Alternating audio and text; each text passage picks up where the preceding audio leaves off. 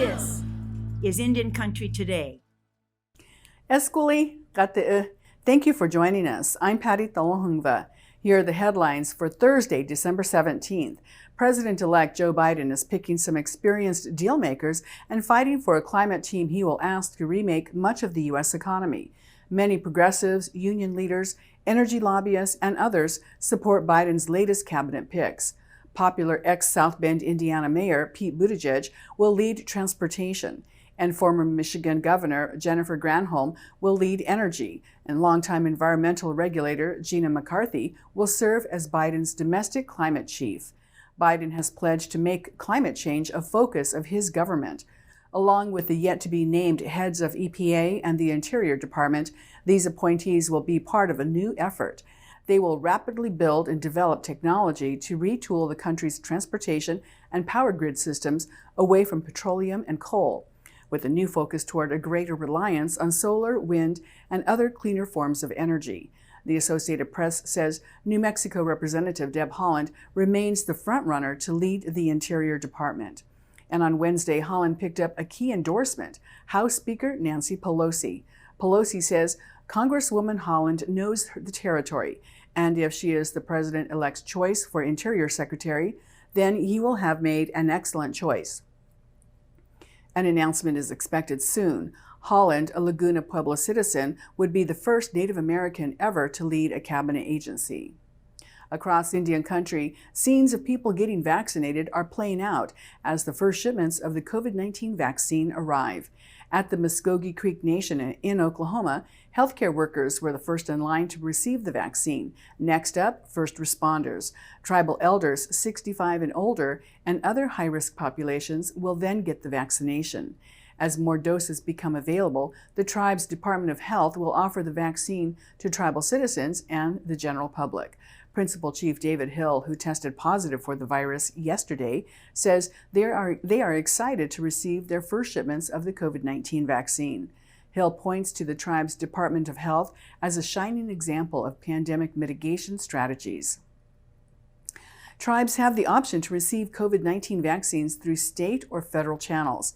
In Montana, the Confederated Salish and Kootenai tribes, Blackfeet Nation, and Little Shell Tribe are opting to receive the vaccine through the state, while all 5 of the state's urban Indian health centers are choosing to receive the vaccine from the Indian Health Service. Chelsea Kleinmeyer, Tribal Health Director for the Confederated Salish and Kootenai tribes, says they chose to work with the state to retain continuity. She also says their plan is to immunize frontline healthcare workers across the reservation. The Environmental Protection Agency is awarding nearly $660,000 to federally recognized tribes in Virginia. The environmental funding is part of the Tribal Environmental General Assistance Program. 5 tribes have already received their first $110,000 GAP grants for 2020. They are the Eastern Division of Chickahominy, the Monacan, the Nansemond Nations, Rappahannock Tribe, and Upper Mattaponi Tribe. Tribes like the Chickahominy, who are in their second year of GAP grant funding, will continue to develop their environmental department, and the EPA, along with 7 federally recognized tribes, are creating a regional tribal operations committee. There's a widespread effort among some church groups in the U.S. to make amends to African Americans and Native Americans for past injustices. The Episcopal Church in Maryland created a $1 million reparations fund in September to finance programs supporting Black students, seniors, and businesses. And the Minnesota Council of Churches announced its own initiative in October. The council's CEO, Reverend Curtis DeYoung, says they are seeking to address social justice concerns of African Americans and Native Americans in a unified way. To me, it's not successful if there isn't actually some investment happening, whether it's the return of land or in cultural spaces or actual investment in Black families, So far, the Episcopal Church has been the most active major denomination to announce reparations. Others, like the Roman Catholic Church and the Southern Baptist Convention, have not embraced reparations. Georgia Senators David Perdue and Kelly Loeffler say they adamantly oppose any efforts to rename Atlanta's professional baseball team.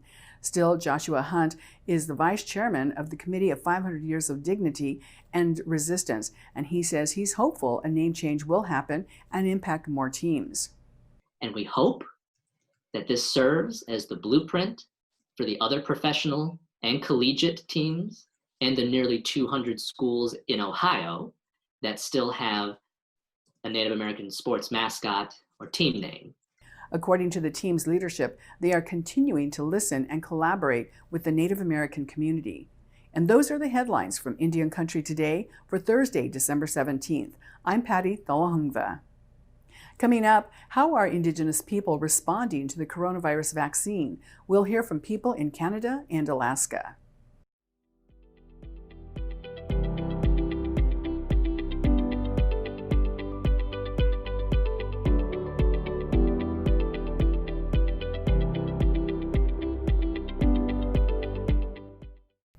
As the COVID-19 vaccines arrive in Canadian provinces this week, many First Nations people are applauding this momentous occasion.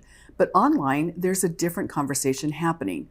Brittany Hobson from APTN reports on how the medical community is trying to calm fears and skepticism.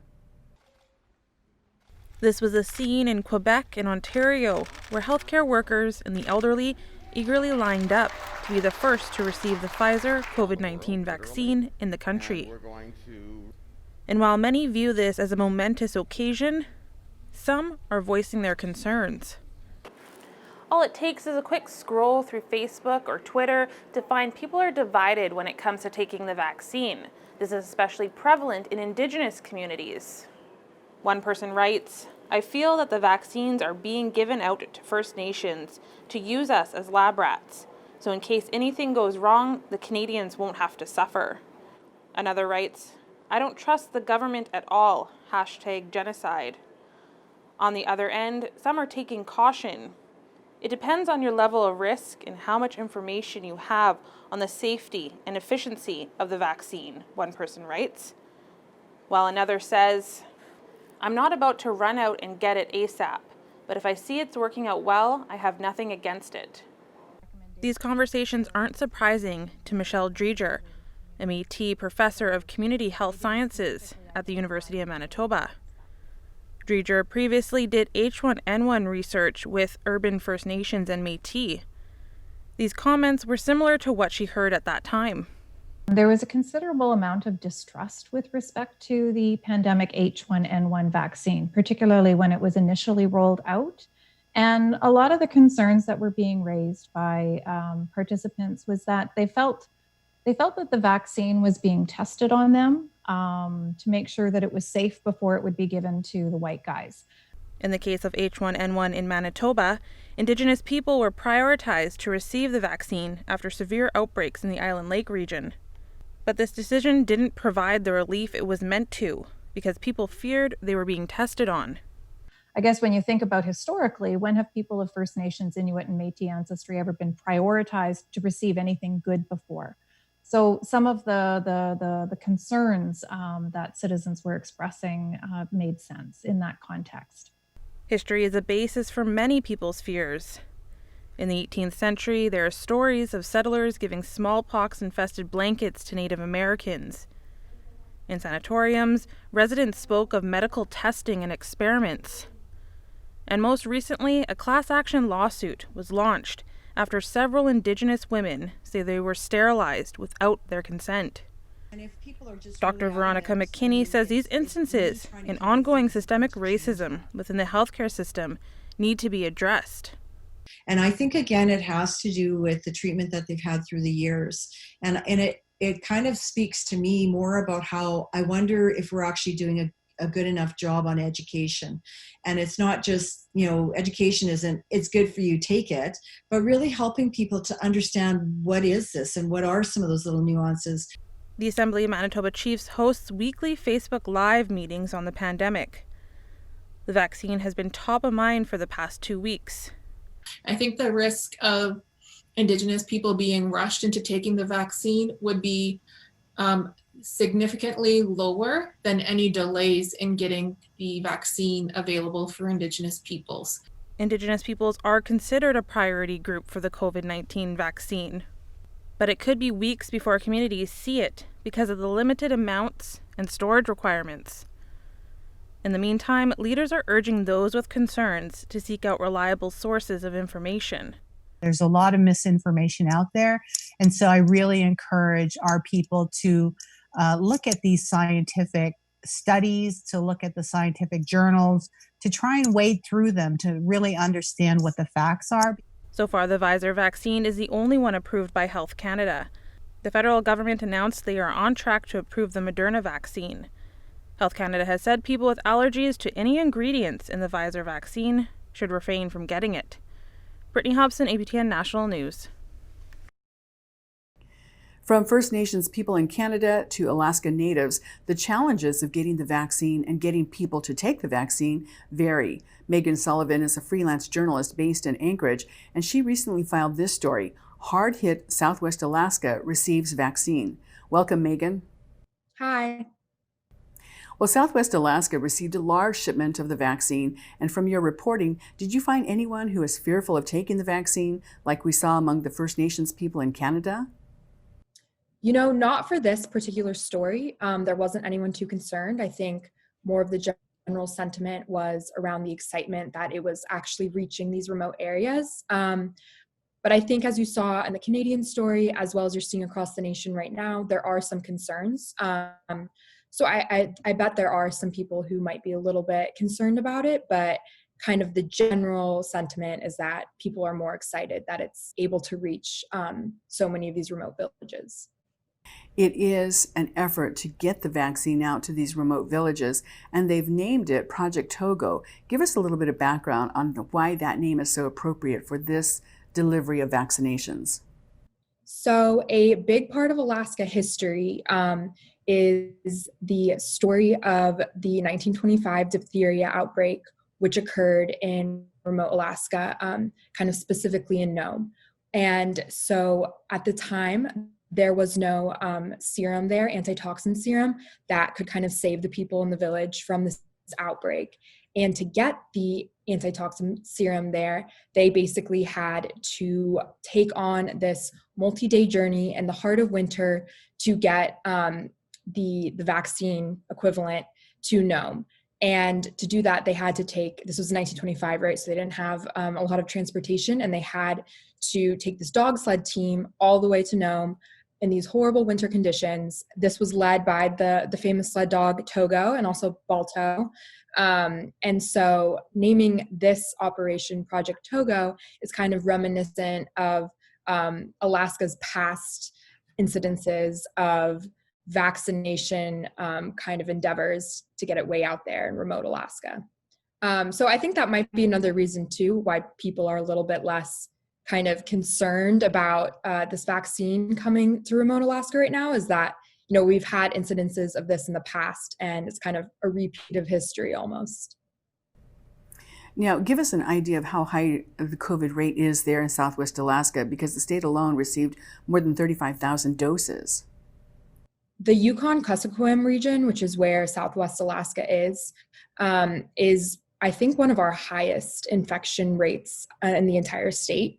And, you know, some villages are hit harder than others. And what's really shocking is that a few of them, around 5, a quarter of the people have actually had COVID. So, and once you have kind of a big outbreak in the village, it's hard to stop it from spreading, just because these are such close-knit communities. They're far away from other kind of hospital, medical treatment available. So you're definitely seeing high spread rates there. And I believe there are something like 56 villages in that area that will be receiving the vaccine here, you know, today and in the next few days here.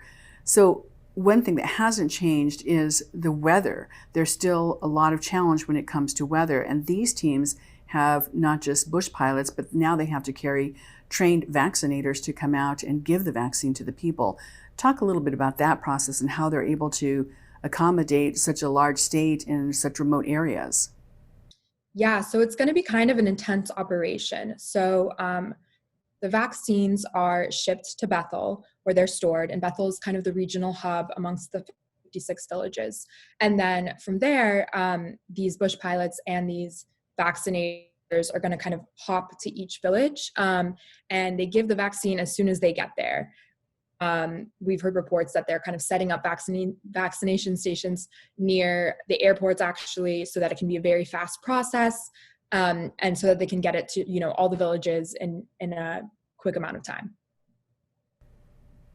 And then again, this vaccine is a two-part vaccine. So you get the initial vaccination, and then you have to return a second time to get the follow-up vaccination. Otherwise, it doesn't work. So it's a two-part vaccination. They're going to have to do this all over again in a few more weeks. Yeah, so that's kind of one of the concerns people have, because the weather can be very unpredictable in rural Alaska, and you know, sometimes you have to reschedule a flight or move it to the next few days if there's extreme weather. And for the vaccine, you're trying to get it, the second dose, to the people within a certain amount of time, around 21 days. So people are kind of apprehensive. They don't know if weather could prevent this from happening in the amount of time that it should happen. And then again, in about 6 weeks, I think there was one political leader who said they expect to see results from the vaccinations in about 6 weeks. Yeah, so I think people are really looking forward to the next few weeks, just seeing how this is going to play out.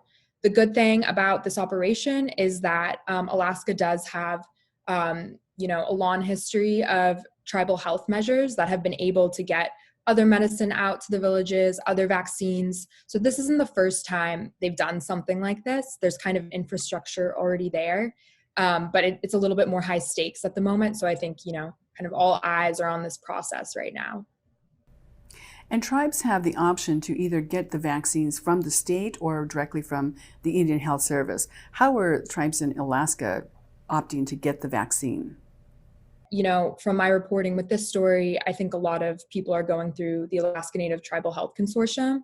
And in this case, they're in kind of partnership with the Yukon-Kuskokwim Health Corporation. So it's kind of more top-level tribal health to regional tribal health. And they have a good working relationship already. They've been the ones kind of getting the testing out to the various regions. So I kind of feel like people are used to that process by now. All right. And again, you can read Meghan's story, Hard Hit Southwest Alaska Receives Vaccine, on our website. Meghan, thank you for joining us. Thank you. And when we come back, more news from Alaska as the governor jumps into the fight over drilling in the Arctic National Wildlife Refuge.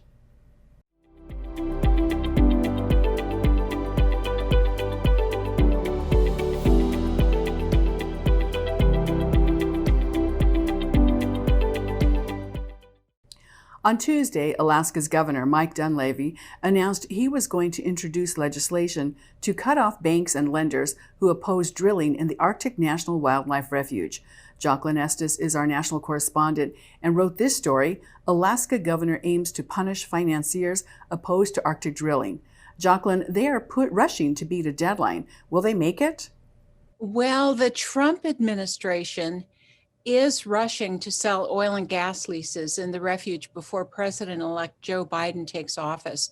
And it looks like they are going to get it done just days before the inauguration on January 20th. There is opposition to the drilling. 6 banks, including Wells Fargo, Bank of America, and Citibank, among others, have said they will not finance development in the refuge.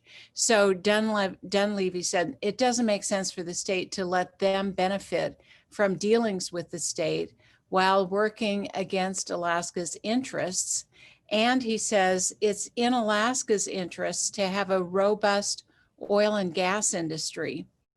90% of state government here is financed with oil revenues, and it's been like that since the 1980s. The state has $65 billion in savings from oil revenues, so the state definitely has an interest in keeping oil revenues coming in. And the state also pulls some of that money out every year for an annual dividend to Alaska state residents. Are they concerned about that dividend fund, the fund itself going down and the dividend itself also shrinking? They're very concerned about, well, so here's the thing. Alaskans know that the dividend that they get an annual dividend, and it comes out of the permanent fund. And Alaskans are very aware of the fact that if the legislature takes money out of the permanent fund to spend on state services, that could mean or will mean less money for the dividends. So that makes the politicians really conscious of that. And they do want to keep the balance up. However, on the other hand, Dunleavy just, I think last week said he's going to submit a budget that would increase the permanent fund dividend from $1,000 or $2,000 a year to $5,000 per person. So I'm not sure how he expects to fund that, but yeah, that's on the table. It's a big issue on the table. Well, that sounds like that's also why he's pushing so hard to open up the drilling so they have more production that would add to their permanent dividend fund. But tell us about the refuge and why this issue is so important to Alaska Natives. Oh gosh, I wish I could go up there. I've seen so many pictures, and it's the Arctic National Wildlife Refuge it's in the upper right-hand corner of Alaska, next to Canada. It's got a mountain range in it, part of a mountain range, the Brooks Range, and it extends from that mountain range down to the Beaufort Sea. The scenery from the pictures I've seen, the scenery is just spectacular. And this is a wilderness area. So try to imagine an area the size of South Carolina with a population of 150 people. And so instead of people, they have animals, and there are grizzly bears, polar bears, wolves, hundreds of thousands of birds. A lot of them migrate every year from other parts of the country or the world. There are geese, swans, hawks and falcons. Offshore, you have whales and walrus and seals. But the big thing, the thing about the refuge is the caribou. Hundreds of thousands of caribou migrate from Canada to the refuge, to the calving grounds on the coastal plain of the refuge. Caribou are sacred to the Gwich'in Athabascan people of Alaska and Canada.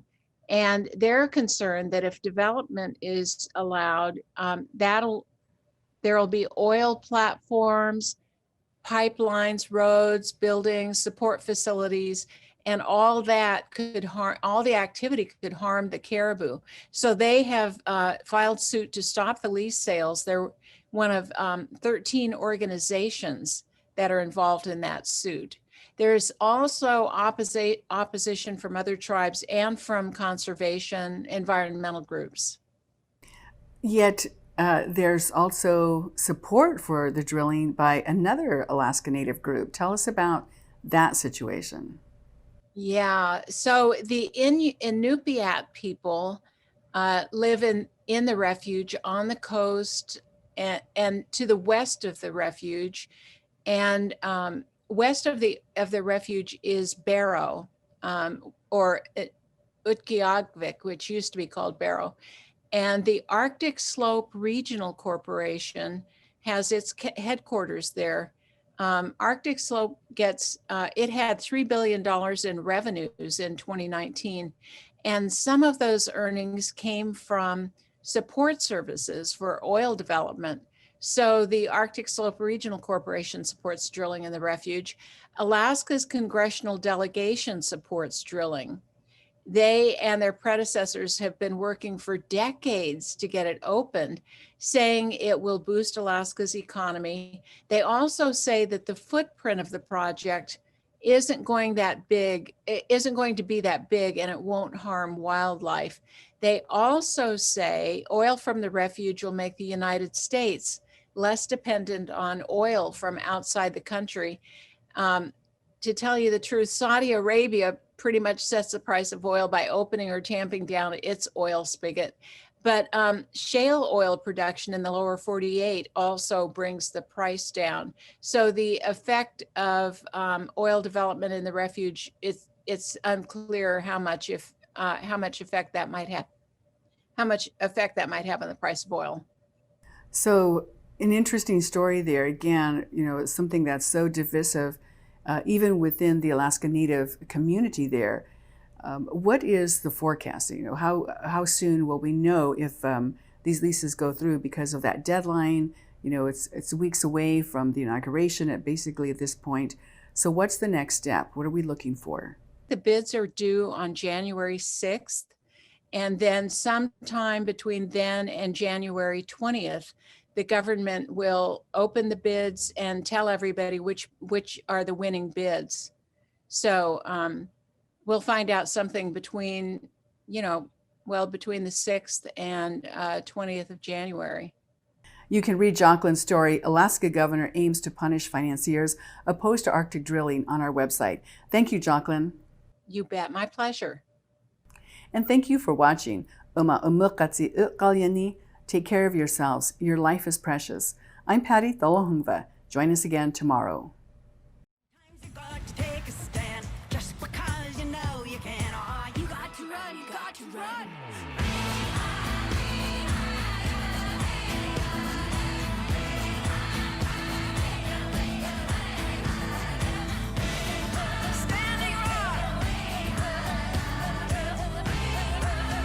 Indian Country Today is recorded at the Phoenix Indian School Visitor Center in Phoenix, Arizona.